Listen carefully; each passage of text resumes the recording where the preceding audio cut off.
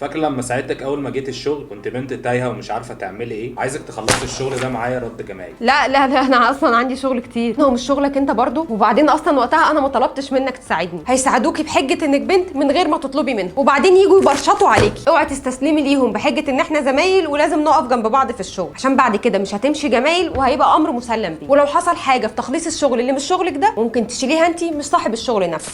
طيار، خلصت الشغل اللي عندك النهارده؟ خلصت وهروح اصلا دلوقتي، الشغل خلص ميعاده. لا استني، لسه شغل ايه اللي خلص ميعاده؟ ما انت لو ولد كان قاعد واستحمل ضغط الشغل، على الاقل ما بيقعدش يتلكك زيكم بالمواعيد والبيت والحاجات اللي وراه. هو سواء ولد ولا بنت هو المفروض اقعد بعد ميعاد الشغل ما يخلص؟ مفيش قانون بيقول كده. في حاجات في الحياه مهمه ليا زي الشغل، مش معنى ان حد بيعمل حاجه اوفر يبقى انا مقصر. هي الدنيا مكركبه كده ليه؟ مش انت البنت اللي فينا؟ المفروض تبقي مسؤوله عن النظام في المكتب. بصوا هتلاقي عندك رف فايلات هناك برضو مكركب، نظمه. انت فاكر انك هتضغط عليا بحجه اني بنت فلازم ابقى مسؤوله عن تنظيم كركبتكم؟ لو انت اللي عندك مشكله ما تنظم انت.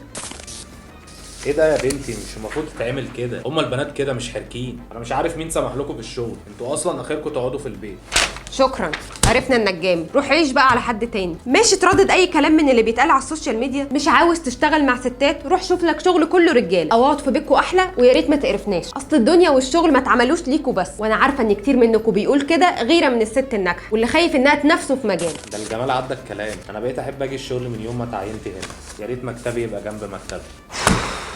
مفيش بنت ما تعرضتش للموقف ده في اي شغل. بيئه عمل مش مريحه لاي ست، ورغم كل ده بتحاول تنجح وتطلع شغلها مظبوط.